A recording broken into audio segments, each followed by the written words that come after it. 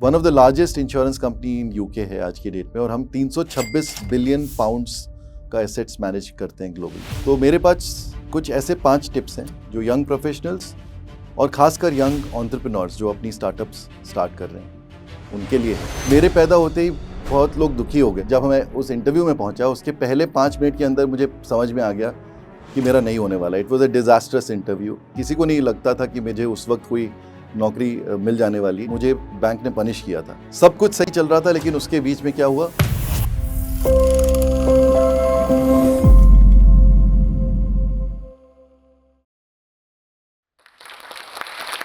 Hello, मेरा असित असित रथ है। मैं अवीवा इंडिया का मैनेजिंग डायरेक्टर एंड सीईओ हूँ। अवीवा पीएलसी एक 326 साल पुरानी British multinational life insurance company है, जो कि one of the largest insurance company in UK है आज की डेट में, और हम 326 बिलियन पाउंड्स का एसेट्स मैनेज करते हैं ग्लोबली। सो शुरू करते हैं मेरी बचपन से।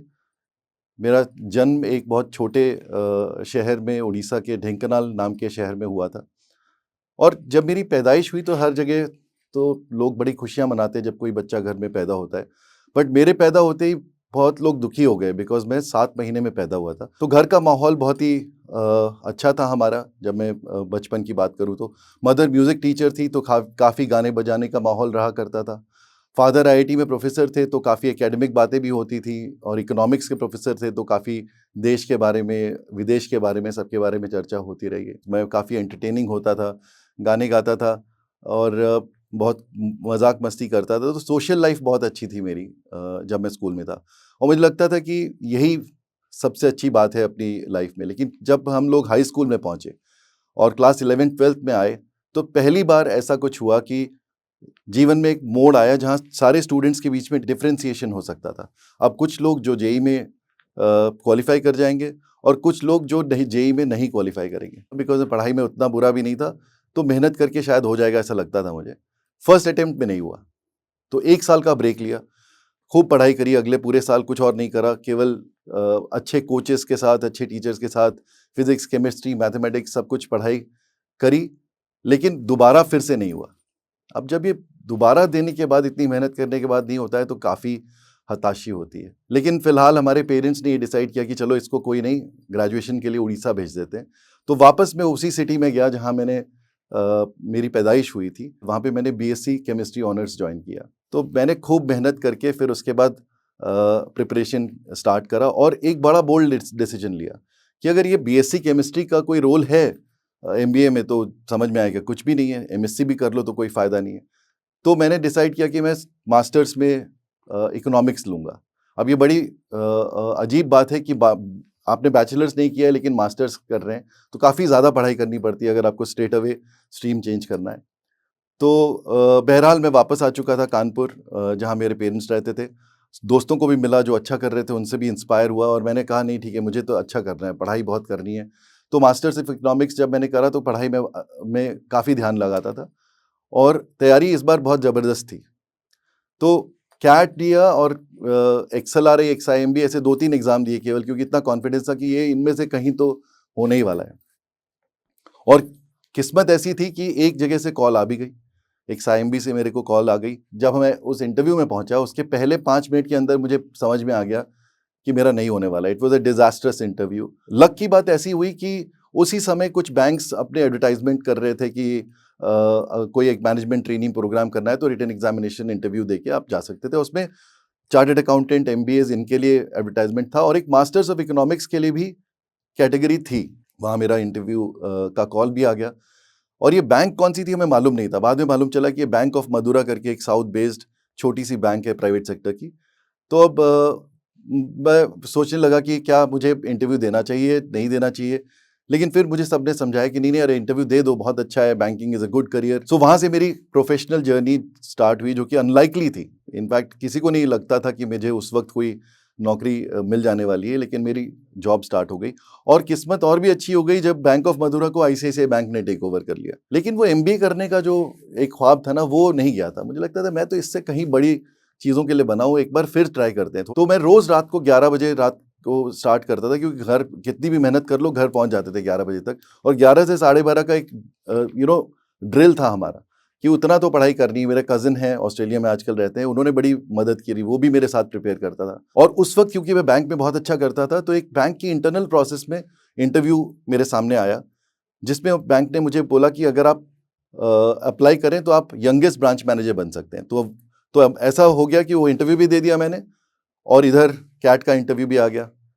तो अब जब दोनों चीज़ें साथ में आ गई, तो ऐसा हुआ कि बैंक ने बोला ये नहीं हो सकता, हमने आपको सिलेक्ट किया है ब्रांच मैनेजर के लिए, आप डिसाइड कर लियो MBA करना है या यहाँ पे आगे बढ़ना है। तो चांस लिया, MBA की इंटरव्यू के लिए गए, जैसे पहले पता था मुझे उस तरह से हमने बड़ी तैयारी भी करी। इस बार काफ़ी बुरा लगा, वापस वहाँ गए, और तो मैंने डिसाइड किया कि चलो अभी बुरा तो लग रहा है बट ठीक है, अभी बैंक में बुरा लगते वक्त नहीं छोड़ना चाहिए। तो मैंने फिर से मेहनत करी, अपनी रेप्यूटेशन बनाई, 1 साल 2 साल लगा, और जब मैं बहुत अच्छी रेटिंग आया, मैं best possible rating in the last 5 years, तब मैंने डिसाइड किया कि अब मुझे छोड़ देना चाहिए। क्योंकि मुझे ये बात नहीं भूली मैंने कभी कि मुझे बैंक ने पनिश किया था, और ऐसी चीज़ पे जो विच इज़ नेचुरल, मतलब अगर कोई अपने फ्यूचर के लिए पढ़ाई करने जा रहा है तो उसको रोकना नहीं चाहिए। एटलीस्ट ये मेरा पर्सनल प्रिंसिपल बन गया।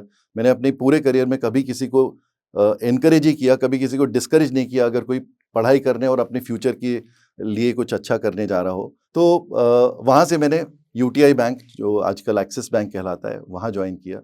बहुत अच्छा काम किया वहाँ पे, बहुत अच्छे रिजल्ट्स भी आए, और उसी वक्त इंश्योरेंस इंडस्ट्री प्राइवेटाइज हो रही थी, बड़ी बड़ी मल्टीनेशनल कंपनीज इंडिया में आ रही थी। तो ICICI प्रूडेंशियल लाइफ इंश्योरेंस में मेरा इंटरव्यू हुआ, again really fantastic interview, I got through, और मैंने वो ले भी लिया। उन्होंने मुझे बहुत बढ़िया ऑफर दिया, और मैंने वहाँ पे ये ले लिया, सब कुछ जानते हुए कि मुझे इंश्योरेंस के बारे में कुछ नहीं पता था। काफ़ी स्ट्रगल किया फर्स्ट 1 ईयर में, लेकिन एक तरीका ढूंढ लिया। जो लोग बहुत अच्छा करते थे वो लोग, उनसे दोस्ती करी, उनके पास गए, और उन्होंने जो भी करते थे उसको कॉपी कर लिया, कॉपी किया, अंडरस्टैंड किया, फिर उसको थोड़ा और इम्प्रोवाइज किया। तो by the end of second year we started doing better than most of the other people. हमारी टीम जो थी, काफ़ी बड़ी टीम मिली थी मुझे, 200-300 लोगों की। We started doing much better than others, purely because we picked up the best practices, internalise them, और उसको थोड़ा और हमने इम्प्रोवाइज करके और अच्छा कर लिया। और टीम हमारी काफ़ी ऐसी थी जो हमारी बात भी सुना करती थी। There was initial leadership days for me. और उसके बाद एक ऐसा मौका मुझे मिला जिसमें प्रूडेंशियल, जो हमारी जॉइंट वेंचर पार्टनर थी, एक ब्रिटिश कंपनी है, वो प्रूडेंशियल है, जो जॉइंट वेंचर है ICICI की इंडिया में। उन्होंने बोला कि हमारी एक नई बिजनेस स्टार्ट होने वाली है और हम एक CEO सेलेक्ट करना चाहते हैं। अब ये उन्होंने पिछले 20 साल, लगभग 20 साल में दूसरी बार ऐसा किसी को मौका देने की बात हुई, और मैंने अप्लाई किया, काफ़ी कुछ पढ़ा, बर्मा जहाँ पे वो अपना बिजनेस खोल रहे थे, उस कंट्री के बारे में, वहाँ क्या होता है क्या नहीं, और बहुत अच्छी इंटरव्यू हुई और हम वहाँ पहुँच भी गए। ब्रेक फॉर मी, पहला इंटरनेशनल करियर था। वहाँ पहुँचने के बाद मुझे ये समझ में आया कि नए स्क्रैच से एक बिजनेस को, क्योंकि मैं एम्प्लॉय नंबर 1 था, मुझे अपना HR हेड, मुझे मार्केटिंग हेड, एक्चुअरियल हेड, सबको सिलेक्ट करना था। तो उनके रोल्स के बारे में पढ़ा, और कैसे अच्छे लोगों को सिलेक्ट किया जाए, उनके बहुत इंटरनेशनल कंसल्टेंट्स के साथ मीटिंग करी, और ऐसे करके एक एक करके हमने बड़े मेहनत से और शिद्दत से बढ़िया एक टीम बनाई। सब कुछ सही चल रहा था, लेकिन उसके बीच में क्या हुआ, एक नई चीज़ हुई दुनिया में जिसका नाम था कोविड। ऐसा पैंडेमिक होगा किसी ने नहीं सोचा था, और मैं ये अपने मन में सोचता रहा कि यार ये मैं पहली बार CEO बना हूँ, और नई कंट्री में आया हूँ, लैंग्वेज भी नहीं ठीक से पता है, कल्चर ठीक से पता नहीं, और ये कोविड आ गया, अब क्या करें। लेकिन अच्छी बात ये थी कि हमने पहले भी इमेजिन किया था कि ये जो नई कंट्री में जा रहे हैं, वो वहाँ पे बिल्कुल ही डिजिटल बिजनेस बनाना ठीक रहेगा, बिकॉज यहाँ पहले मिलिट्री कू हो चुका है, कभी फ्लड आ गया है, कुछ हुआ है, तो फिजिकल इंफ्रास्ट्रक्चर से हट के अगर बिल्कुल डिजिटल बिजनेस बनाया जाए तो वो काफ़ी सक्सेसफुल हो सकता है। अब जब ये लग रहा था, उसके बीच में एक नया क्राइसिस उभर के आया, जो बर्मा में बड़ा यूनिक था, कि वहाँ पे मिलिट्री कू हो गई। अब ये बात तो हमने पढ़ी थी, लेकिन कभी जिंदगी में सोचा नहीं था कि खुद देखेंगे कि ऐसा हो जाएगा। अगर सोचा होता तो शायद जाने के पहले 10 बार सोचते। तो रातों रात मिलिट्री कू हो गई, और हमें याद है कि 1 फरवरी को ये कू हुआ, और 31 जनवरी को ब्रिटिश एम्बेसी में उनके एम्बेसडर हमको एश्योरेंस दे रहे थे कि ऐसा कुछ नहीं है, रूमर्स है, कुछ नहीं होने वाला। हमारे सबके प्रेडिक्शन के बावजूद मिलिट्री कू हुई, it started becoming very violent. हमें अपने सारे स्टाफ को वहाँ से इवैक्यूएट करना पड़ा, जो इंटरनेशनल स्टाफ थे, including my family, they had to be evacuated from there. और मैंने डिसाइड किया कि नहीं, मैं नहीं छोड़ के जाऊंगा अभी, क्योंकि ये मेरी टीम बहुत यंग है अभी, अगर मैंने भी छोड़ दिया तो ये कंपनी बंद हो जाने वाली है। तो मैं अपने बॉस को बताया ये बात, और एक ब्रिटिश कंपनी में वापस रह जाना एक एक्सपैट सीईओ का ऐसे सर्कमस्टांसेस में काफ़ी रेयर होता है। लेकिन हैट्स ऑफ, हमारे जो मैनेजर थे उन्होंने कहा अगर तुम्हें लगता है कि तुम सेफ हो तो हम तुम्हारे लिए कुछ अरेंजमेंट करेंगे। एक्सट्रैक्शन एजेंसी उन्होंने अपॉइंट करी, कुछ दूसरे अरेंजमेंट्स करे ताकि हर समय सर्वेलेंस में हमें रखा जा सके। और उन्होंने कहा ठीक है, तुमको लगता है रिस्क नहीं है लाइफ का तो तुम वहीं रहो। तो इस मिलिट्री कू के दौरान हमारा, क्योंकि डिजिटल बिजनेस था, हमें लगा कि ये एक बिजनेस अपॉर्चुनिटी है, किसी क्राइसिस को हमें वेस्ट नहीं होने देना चाहिए। तो हमें लगा कि फिर से हम बिजनेस करते हैं। लेकिन उस वक्त क्योंकि सारी इंटरनेशनल कंपनीज बंद हो रही थी, तो नीचे ट्रस्ट, एम्प्लॉयज का ट्रस्ट बिल्कुल नहीं था। उन्हें लगा कि ये तो बंद कर दोगे आप लोग, आपको क्या फर्क पड़ता है, आप तो अपने कंट्री वापस चले जाओगे। उन्हें एश्योर करने के लिए हमने 6 महीने की एडवांस सैलरी दी, ये बोलने के लिए कि भाई आप ये मत सोचो कि हम चले जाएंगे। एक तो मैं खुद हूँ यहाँ पे, और दूसरा 6 महीने तक हमने एडवांस सैलरी दे दी। जिसको बिजनेस बंद करना हो तो वो ऐसा क्यों करेगा। तो ये उन्होंने इतना अच्छा याद रखा कि उसके मिलिट्री कू जब थोड़ा सा कम हुआ, सारी वायलेंस, तो हमने अपना बिजनेस उस साल 3 गुना बढ़ा दिया। और ये सब कुछ किया किसने? सब कुछ किया एम्प्लॉयज ने। तो यहाँ से हमारी एक और बहुत बड़ी सीख हमें मिली कि एम्प्लॉयज का ख्याल रखना बहुत जरूरी है, वो नॉन नेगोशिएबल है। कस्टमर्स का ख्याल रखना, एम्प्लॉयज का ख्याल रखना, वो बिजनेस से भी ज्यादा बड़ा होता है। और अगर आप ऐसा कर रहे हैं और जेन्युइनली ऐसा कर रहे हैं, तो वो समय दूर नहीं होता जब एम्प्लॉयज वापस आके आपको उसका रिवॉर्ड भी देते हैं। और इसी बीच मेरा असाइनमेंट ऑलमोस्ट खत्म होने वाला था। वहाँ पे म्यांमार में बहुत अच्छा काम हो रहा था, उसके बीच मुझे इंडिया वापस आने का मौका मिला। मैंने अवीवा इंडिया ज्वाइन करी, और वो भी मुझे इस तरह से मौका मिला कि भाई सबने बताया कि ये कंपनी थोड़ा स्ट्रगल कर रही है, तो इसको कैसे टर्न अराउंड किया जाए। बहुत सालों से हमारे कंपनी में ग्रोथ नहीं हो रही है, प्रॉफिट्स नहीं आ रहे हैं, तो कैसे करा जाए। तो हमने कहा कि ठीक है, ये भी एक अच्छा चैलेंज है, हमें लेना चाहिए। और वापस मैं जब इंडिया आया तो हमने डिसाइड किया कि अवीवा इंडिया में हम अपनी कंपनी को इंश्योरेंस इंडस्ट्री में बिल्कुल अलग एक डायरेक्शन में ले जाएंगे, क्योंकि हमारी अपनी कुछ स्ट्रेंथ्स हैं, क्योंकि हम एक ब्रिटिश मल्टीनेशनल कंपनी है। तो we decided that we will create a company which is different from others in a way कि इंश्योरेंस जो बिजनेस है वो सालों दर सालों, मतलब सदियों से आप कह सकते हैं, डिस्ट्रीब्यूशन लेड है। अगर डिस्ट्रीब्यूटर को जो मर्जी होती है वही कस्टमर के सामने प्रेजेंट करता है, कंपनी कोई भी हो, डिस्ट्रीब्यूटर अच्छा नहीं है, खुश नहीं उस प्रोडक्ट से, तो वो कस्टमर को वो पॉलिसी नहीं सेल करता है। तो हमने सोचा कि हम इसको प्रोडक्ट लेड कंपनी कैसे बना सकते हैं। फिर उसके बाद हमने प्रोडक्ट लेड कंपनी का मतलब क्या होता है कि कस्टमर सबसे पहले, मतलब जो प्रोडक्ट्स होंगे वो इतना बढ़िया बेनिफिट देंगे कस्टमर्स को कि कस्टमर खुद बोलेंगे डिस्ट्रीब्यूटर कि हमको वो वाला प्रोडक्ट दे दो। अब ऐसा कभी इंश्योरेंस में खास होता नहीं है, लेकिन हमने सोचा कि ये एक तरीका है, इससे हम अगर अपनी कंपनी को आगे बढ़ाएं तो हम बहुत सक्सेसफुल हो सकते हैं। तो पहले पहले टीम्स को लगा कि ये क्या डायरेक्शन है भाई, ऐसे कैसे होगा। लेकिन धीरे धीरे, अब मुझे 3 से 4 साल हो गए हैं इस कंपनी में, वी कैन सी कि हमारे कंपनी के काफ़ी पैरामीटर्स टर्न अराउंड हो गए हैं। हमारे सॉल्वेंसी हमारी काफ़ी अच्छी है, प्रॉफिट्स हमारे जनरेट होने चालू हो गए हैं। We recorded our best ever profit in 2023 onwards. We are now a profitable company. हमने अपने एक्सपेंसेस को काफ़ी कम कर लिया है, हमने अपने प्रोडक्ट्स को बहुत अच्छे डिज़ाइन करे, जिसको product of the year awards मिले काफ़ी जगह। तो अभी बहुत सारा फासला तय करना बाकी है, लेकिन हमें पता है कि जो हमने डिसाइड किया है वो बहुत कस्टमर्स के लिए भी अच्छा है। और क्योंकि कस्टमर्स के लिए अच्छा है, इसलिए अगर हम सही तरीके से उस इनिशिएटिव को आगे लेके जाएं तो ये सक्सेसफुल केवल थोड़े समय के लिए नहीं होगा, ये आगे बहुत समय के लिए सक्सेसफुल हो जाएगा। तो मेरे पास कुछ ऐसे 5 टिप्स हैं जो यंग प्रोफेशनल्स और खासकर यंग एंटरप्रेन्योर्स जो अपनी स्टार्टअप्स स्टार्ट कर रहे हैं उनके लिए है कि जब आप अपना बिजनेस कभी सेटअप करें तो सबसे नीचे जो व्यक्ति काम करने वाला है ना, उसकी भी सोचें और उसके बेनिफिट की भी सोचें। तो जो आप बिजनेस खड़ा करेंगे उसकी कंटिन्यूटी बहुत लंबी रहेगी। That's point number 1। दूसरा, अपने लर्निंग कर्व को कभी मत छोड़ें। मतलब आप एक बार फेल कर गए तो वो आपको डिफाइन नहीं करती है, आप सीखते रहें। हर फेलियर से आपको जो लेसन्स मिलते हैं वो सक्सेस से भी ज़्यादा इंपॉर्टेंट होते हैं। तीसरी बात जो मैं कहना चाहूँगा कि बहुत अच्छे टीम मेंबर्स को सिलेक्ट करें जो आपके साथ काम करें। आपको हमेशा ऐसा लगे कि ये लोग तो मुझसे ज़्यादा ब्राइट हैं। तो अगर कोई यंग मैनेजमेंट ट्रेनी आप हायर कर रहे हैं तो वो आप अपने से भी ज़्यादा ब्राइटर, जब आप कॉलेज में थे उससे भी ज़्यादा ब्राइट जो लग रहा है, ऐसे लोगों को अपने साथ जोड़ें और पॉजिटिव लोगों के साथ रहें। जो लोग आपको कहेंगे कि ये बिजनेस नहीं हो सकता है, जो लोग आपको कहेंगे कि अरे ये कैसा असाइनमेंट लिए, बिल्कुल नहीं हो सकता है, उनसे आप पोलाइटली बात करें और लेकिन दूर रहें। और ऐसे लोग जो कहें कि यार कोई अगर कर सकता है तो केवल आप कर सकते हैं, उनके साथ संपर्क ज़रूर बनाए रखें।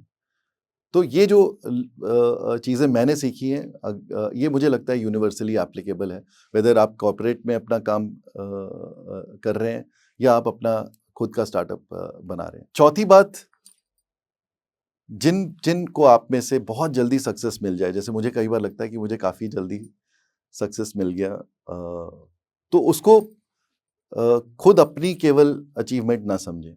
वो बहुत सारे सर्कमस्टांसेस होते हैं, बहुत सारे लोग होते हैं, बहुत सारे राइट सर्कमस्टांस होने के बाद आपको वो अचीवमेंट मिलती है।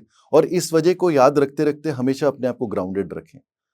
कोई भी ऐसा व्यक्ति जो फेल कर रहा हो, उसको कभी भी डिसरेस्पेक्ट ना करें, क्योंकि आपको जब वही ये बात समझ सकता है जो अपने सक्सेस को थोड़ा लाइटली ले। तो keep your wear your success hat little lightly.